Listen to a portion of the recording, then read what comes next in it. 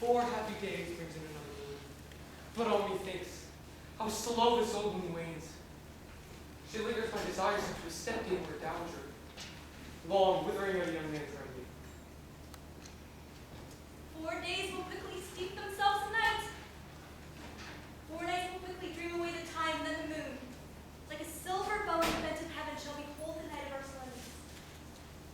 Hippolyta, I would thee with my sword, and I won thy love doing thee injury, but I will wed thee in another key, with pomp, with triumph, and with revelry.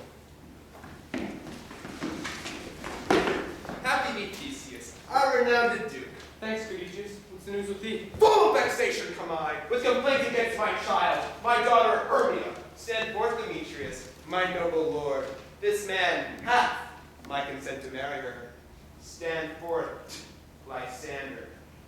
And, my gracious Duke, this hath, as bewitched the bosom of my child, turn to obedience, which is due to me, the stubborn harshness, and made it so she will not be before your grace, and to consent with Demetrius. I beg the ancient privilege of Athens. As she is mine, I shall dispose of her, which shall either be to this gentleman or to her death, according to our law immediately provided in that case. What say you, Hermia? Be advised, fair maid, to you your father should be as a god, one who composed of your beauties, yea, and one to whom you are but as a form in wax, by him imprinted and within his power, to lead the figure or disfigure. Demetrius is a worthy gentleman. So is Lysander. In herself she is, but in this kind wanting your father's voice should be held worthy. I would my father looked, but with my eyes. Rather, your eyes must with his judgment look. I do entreat your grace to pardon me. I know not what by what power I am made bold, nor how it may concern my modesty here in a presence here to plead my thoughts. But I may know the worst that may befall me in this case if I refuse to wed Demetrius. Either to die with death, or to abjure forever the society of men. Therefore, question your desires. Take time to think, and by the next new moon, on the sealing day betwixt my loving me, upon that day, either prepare to die for disobedience to your father's will, or else to wed Demetrius as he would, or on Diana's ultimate protest for austerity and single life. Relent, sweet Hermia, and Lysander, yield thy praise and title to my certain right. You have your father's love, Demetrius. Let me have Hermia's. Do you marry him? Scornful Lysander! Truth he hath my love, and what is mine my love shall render to him. And as she is mine, I do estate all my right of her unto Demetrius. I am, my lord, as well derived as he, as well possessed. My love is more than his. My fortunes every way as fairly ranked, if not with vantage as Demetrius. My love is more than all these boats can be. I'm beloved with beauteous Hermia. Why should I then not persecute my right? Demetrius, I'll avouch it to his head, made love to Nadar's Helena and won her soul, and she, sweet lady, dotes in idolatry upon this spotted and inconsistent man. I must confess, I have heard so much, and with Demetrius thought to have spoke thereof, but being overfull of self-affairs, my mind did lose it. But Demetrius, come, and come, Aegeus, you shall go with me. I have some private schooling for you both. For you, fair Hermia, look you arm yourself to fix your fancies to your father's will, or else the law of Athens yields you up, which we by no means may extenuate, to death or to a vow of single life. Come, Hippolyta, what cheer, my love? Demetrius and Aegeus, go along. With duty and desire we follow you. How now, my love? Why is your cheek so pale? How chance the roses there do fade so fast? The light for want of rain, which I could well but teem from the tempest of my eyes. I me, the course of true love never did run smooth. If true lovers have been ever crossed, it stands as an edict in destiny. A good persuasion. Therefore hear me, Hermia. I've a widowed aunt, a dowager of great revenue. She had no child, and respects me as her only kin. There, gentle Hermia, I may marry thee, in the place the sharp Athenian law cannot pursue us. If thou lovest me, then steal forth thy father's house tomorrow night, and there, in a league without a town, I shall marry thee. My good Lysander, in the same place thou hast appointed me, tomorrow truly will I kiss thee. Keep promise, love. Look, here comes Helena. Godspeed, fair Helena, with your leg. Call ye me fair? That Farragon unsaved Demetrius loves your Pharaoh. Happy fair sickness is catching. Oh, her favor so yours. Would I catch fair Hermia? There I go. My ear should catch your voice. My eye, your eye. My tongue should catch your tongue's sweet melody. Or the world mine, Demetrius being faded. Oh, teach me how you look and with what art you sway the motion of Demetrius' art. I frown upon him, yet he loves me still. Oh, that your frowns could teach my smiles such skill. I give him curses, yet he gives me love. Oh, that my prayers could such affection move. The more I hate, the more he follows me. The more I love, the more he hateth me. His folly, Helena, is no fault of mine. Your beauty, would that fault were mine. Take comfort. You shall no more see my face. Lysander and myself will fly this place. Before I did Lysander see, seemed Athens as a paradise to me. Oh, what graces my love did dwell, that she hath turned a heaven unto a hell. Helen, to your mind will unfold tomorrow night when Phoebe doth behold her silver visage in the watery glass, decking with liquid prose on the blades of grass. A time that lovers' fights doth conceal. Through Athens' gates we have devised to steal. So farewell, sweet playfellow, and brave hell for us, and good luck grant thee with thy Demetrius. Keep word, Lysander.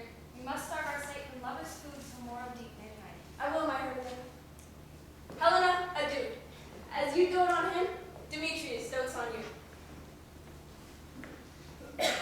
How happy some or other some can be. Through Athens I have thought as fair as she, but what of that? Demetrius think not so. He will not know what all that he do know. And as he errs, doting on Hermia's eyes, so I, admiring his qualities, things base and vile, holding no quantity, love can transpose to form and dignity, but love looks not with the eyes, but with the mind, and therefore is wicked Cupid painted blind. Nor hath love's mind of any judgment taste, wings and no eyes, figure unpicky haste. And therefore is love said to be a child, because in choice he is so oft beguiled. As waggish boys in games themselves forswear, so the boy love is perjured everywhere. For ere Demetrius looked on Hermia's eyes, he hailed down oaths that he was only mine. And when some heat from hails from Hermia felt, so he dissolved, and showers of oaths did melt. I will tell fair Hermia of his flight. Then to the wood tomorrow night will he pursue her. And if for this intelligence, if I have thanks, it is at dear expense. But herein I mean to enrich my pain, to have his sight thither and back again.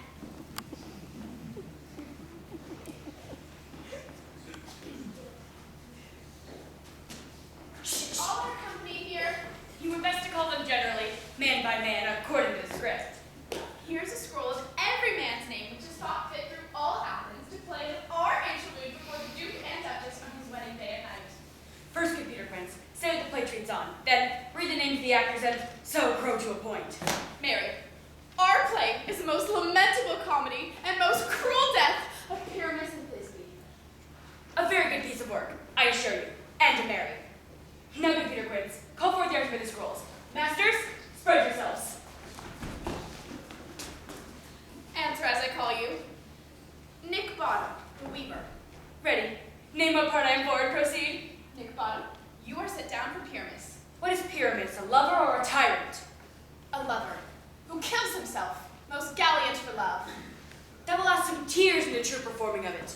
If I do it, let the audience look to their eyes. I will move storms. I will condole in some measure.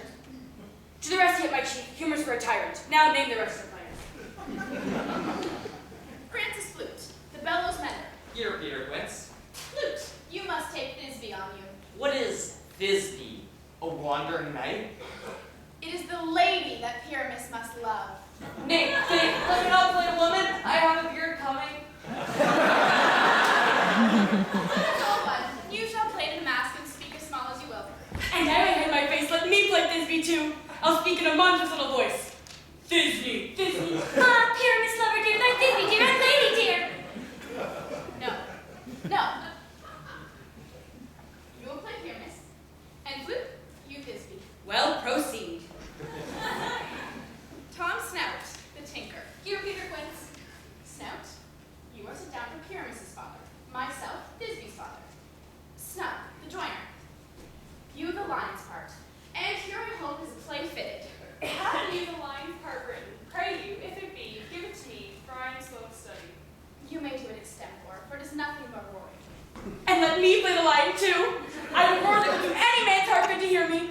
I will roar that will make the Duke say, let him roar again! Let him roar again!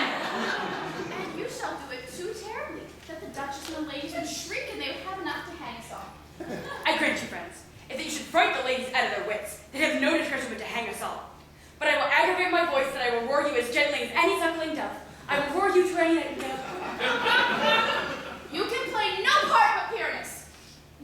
For Pyramus is a sweet-faced man, an honest man, as one would see in a summer's day, a most gentlemanlike man. Therefore, you must needs play Pyramus. Well, I will undertake it. What beard were I best played in? Why would you though? But masters, here are your parts, and I am to entreat you, desire you, and to request you to con them by tomorrow night. Meet me in the town, meet me in the palace wood, a mile above the town. We meet in the city, we'll be dodged with company our devices known. In the meantime, I will draw a bill of property, such as our play wants. I pray you, fail me not. We will meet, and there we may rehearse most obscenely and courageously. Take pains, be perfect, adieu! How the deuce, oh, we meet. Oh no! Hold or cut bowstrings!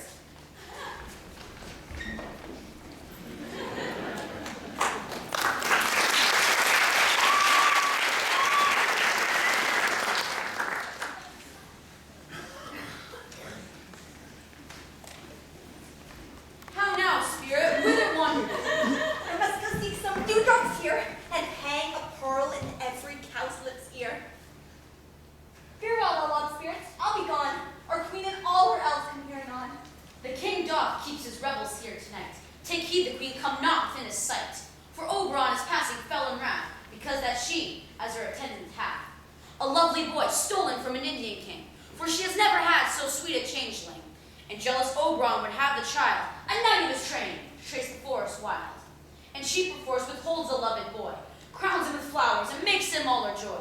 And now they never meet in grove or green, by fountain clear or spangled starlight sheen. But they do swear for all their elves for fear, creep into acorn cups and hide them there. Either I mistake your shape and make quiet, or else you are that shrewd and knaveish sprite called Robin Goodfellow. Thou speakest right. I am that merry wanderer of the night. I just to Oberon and make him smile. But room fairy, here comes Oberon. And here my mistress, would that he were gone.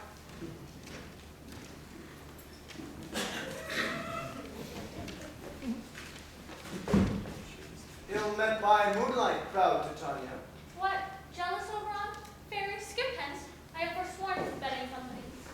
Tarry, rash wanton, am not I thy lord? Then I must be thy lady. But I know when thou hast stolen away from fairyland and in the shape of Corinth saddle day, playing on pipes of corn and versing love to amorous Phillida. Why art thou here? Come from the farthest step of India? But that forsooth the bouncing Amazon, your busking mistress and your warrior love, to Theseus must be wedded, and you come to give their bed joy and prosperity. How canst thou for shame, Titania, glance at my credit with Hippolyta, knowing I know thy love to Theseus? These are the forgeries of jealousy. The spring, the summer, the chilling autumn, angry winter, change the wonted liveries and the mated world. By their increase now knows not which is which. And this same progeny of evils comes from our debate, from our dissension. We are their parents and originals. Do you amend things? It lies in you. Oh, how could Titania cross her over? I do but beg a changeling boy to be my henchman. Set your heart at rest. The fairyland binds not the child with me. His mother was a votess of my order, but she, being mortal of that boy, did die. And for her sake do I rear up her boy. And for her sake I will not part with him. How long in this wood intend you stay? Perchance till after Theseus is Wednesday. If you will patiently dance in our rounds and see our moonlight revels, go with us. If not, shun me and I'll spare your haunts. Give me the boy, and I will go with thee. Not for thy fairy kingdom. Fairies, away.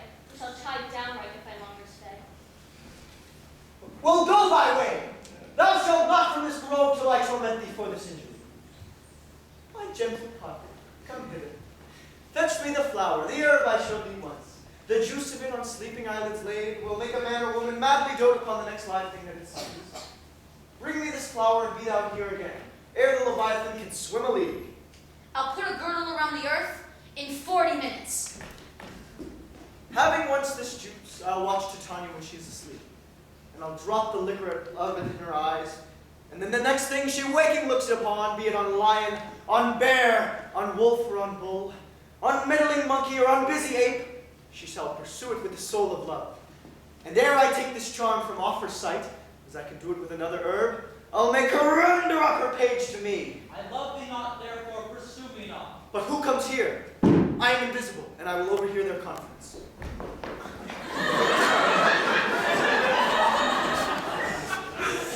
Where is Lysander and fair Hermia?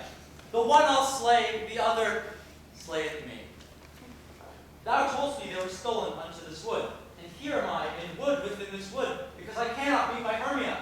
Hence, get thee gone and follow me no more. You draw me, you hard-hearted adamant, yet you draw not iron, for my heart is as true as steel. Leave you your power to draw, and I shall have no power to follow you. Do I entice you? Do I speak you fair? Or rather, do I not in plainest truth tell you that I do not, nor I cannot love you? And for that do I love you the more. I am your spaniel and Demetrius. The more you beat me, I will fawn on you.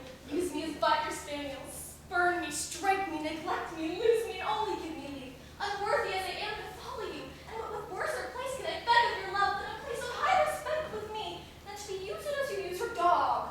Tempt not too much the hatred of my spirit, for I am sick when I look on thee. And I am sick when I look not on you. You do impeach your modesty too much. To leave the city and commit yourself into the hands of one who loves you not. To trust the opportunity of night and the ill counsel of a desert place. Your virtue is my privilege, for that it is not night when I do see your face. Therefore I think I am not in the night, nor doth this wood lack world of company, for you and my respect are all the world. Then how can it be said that I am alone when all the world is here to look on me? I'll run from thee,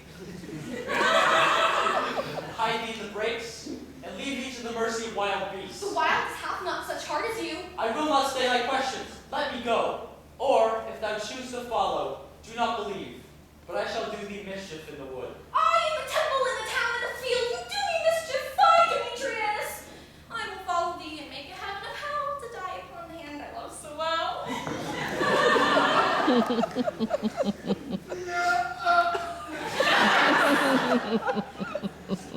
Fare thee well, nymph. Ere he do thee leave this grove, thou shalt fly him, and he shall seek thy love. Welcome, wanderer. Hast thou the flower there? Aye, there it is. I pray thee, give it me.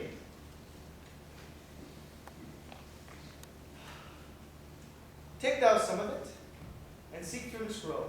A sweet Athenian lady is in love with a scornful youth. Anoint the eyes, but do it when the next thing it espies may be the lady. Thou shalt know them by the Athenian garments they hath on. Effect it with some care, so that it may prove more fond on her than she upon her love. And meet me here again, ere the first cock crow. Fear not, my lord, your servant shall do so.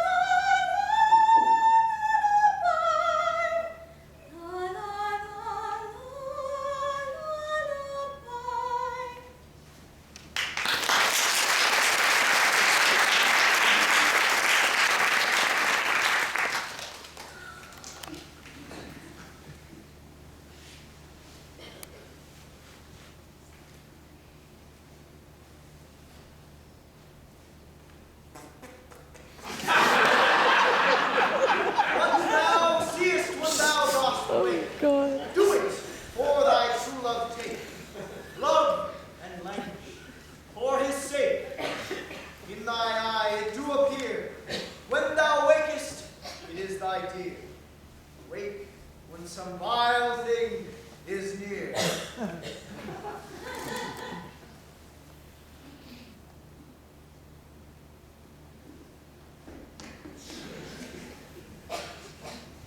There, look, you faint wander in the wood, but speak troth, I've forgotten our way. We'll rest us here, Hermia, if you think it good, and tarry the comfort of the bed. Be it so, Lysander, find you out of bed. For I upon this bank will rest my head.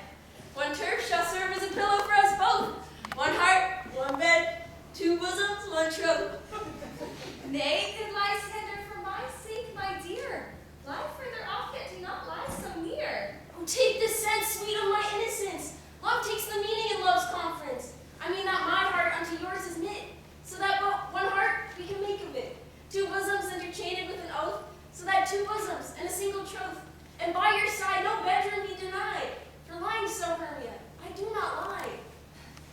Lysander riddles very prettily. How much be sure my manners and my pride, if Hermia meant to say Lysander lied. Now, in such separation as may well be said, becomes a virtuous woman and a maid. So far be distant, and good night, sweet friend. Thy true love ne'er alter till thy sweet life end. Amen, amen. To that fair prayer say I, and end my life when I am loyalty. Here is my bed. Sleep, give thee all her rest. If hath that wish, the wisher's eyes we press. Through the forest have I gone, but Athenian found I none, in whose eyes I might approve this flower's force in stirring love, night and silence. Who is here? Weeds of Athens she doth wear. This is she, my master's bed, despised the Athenian maid. And here's the maiden sleeping sound on the dank and dirty ground. Pretty soul, she durst not lie near this lack love, this kill courtesy. Churl, upon the eyes I throw all the power this charm doth owe. And when thou wakes, let love forbid sleepest seat on thy eyelid. For awake when I am gone, for I must now to Oberon. Speak who thou killest, Demetrius. I charge thee hence, and do not call me thus. Oh, wilt thou darkly leave me? Do not so. Stay on thy peril, I alone will go. Oh, I am at a breath on this fond chase. The more my prayer, the lesser is my grace. Happy is Hermia where so she lies, for she has blessed and attractive eyes. How came her eyes so bright? Not with salt tears. If so, my eyes are oftener washed than hers. No, I'm as ugly as a bear. For beasts that meet me run away for fear. Therefore no marvel though Demetrius threw, as monster fly my presence thus. What wicked and dissembling last mine made me compare with Hermes' spear beyond when he was here. Lysander? On the ground? Dead or asleep? I've seen no blood, no wound. Lysander, good friend, if you live, awake.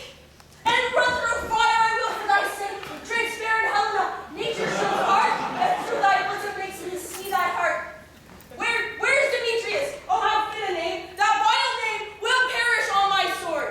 Do not say so, Lysander, say not so. What though he love your Hermia, lady, what though? But Hermia still loves you, then be content. Content with Hermia? No, I do repent. The tedious minutes with her I have spent. Not Hermia, but Helena I love. I would not change or raven for a dove. Wherefore was I keen to this mockery born? Whenever his did I deserve this scorn? It's not enough, young friend, that I did never, nor never can deserve a sweet look from Demetrius' eye. But you must flout my insufficiency? Get troth you to me wrong, and sooth you do, in such disdainful manner for me to woo. Perforce I must confess, I thought you friend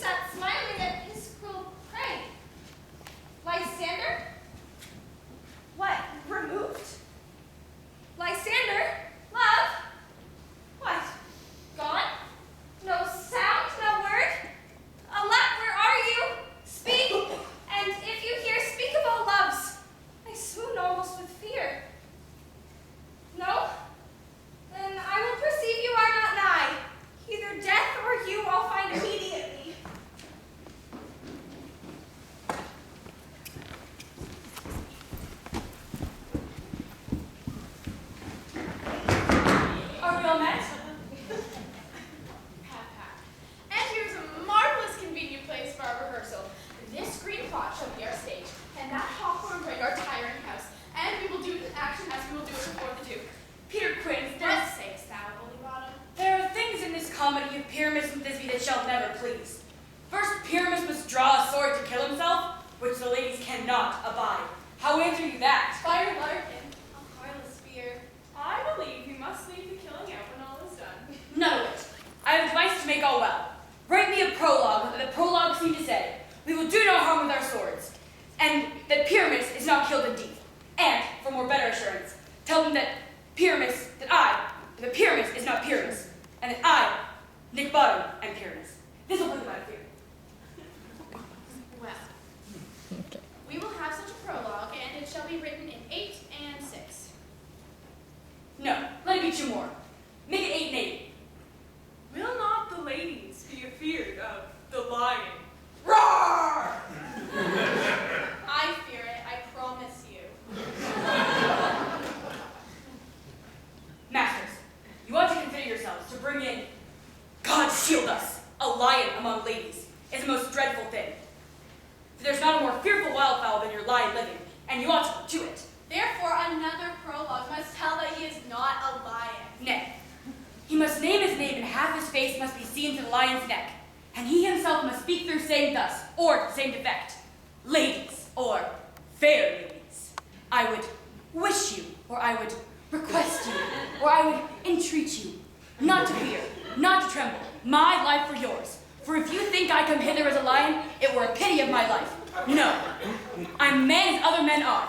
And there indeed, let him name his name, and tell them plainly, she is not the joiner. Well, that may be, then all is well. But there are 2 hard things. That is, to bring moonlight into the chamber. For you know, Pyramus and Thisbe, says the story, did meet by moonlight. Doth the moon shine the night we play our play? A calendar! A calendar! Look in the almanac! Find out moonshine! Find out moonshine! Yes, it doth shine that night. Why then may we leave a casement of the great chamber window where we play open, and the moon may shine in at the casement? Aye. Or one must come in with a bush of thorns and a lantern to disfigure or to present the person of moonshine. Then there's another thing. We must bring a wall into the great chamber. For you know, Pyramus and Thisbe, says the story, did speak through a chink of a wall. You can never bring in a wall. What say you, Bottom? Some man or other must present wall. He must have some plaster, or some loam, or some rough cast about him to signify wall. And he may hold his fingers thus, and through that cranny shall Pyramus and Thisbe whisper. Well, it shall be so. Come, every mother's son, and rehearse your parts. Pyramus, you begin. When you have spoken your speech, enter into that break, and so every man according to his year. What hempen housepunts have you swaggering here, so near the cradle of the fairy queen?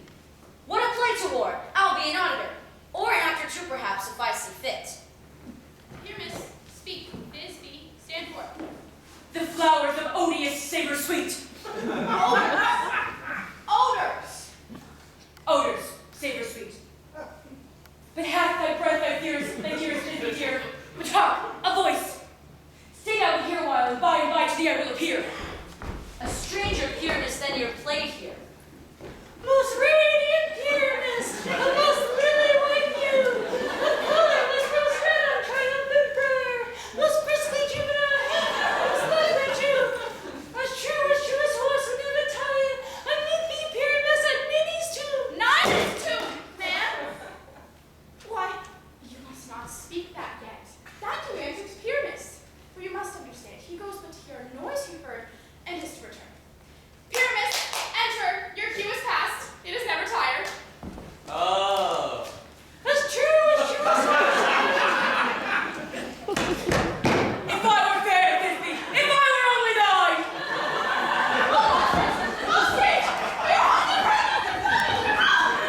I'll follow you. I'll lead you about a round. Walk through brook, through brake, through briar. Sometime a horse I'll be, sometime a hound. A hog, headless bear, sometime a friar. And neigh and bark and grunt and roar and burn, like horse, hog, hound, bear, fire at every turn. This is knavery of them to make me afeard. Oh, wow! Thou art changed. What do I see on thee? You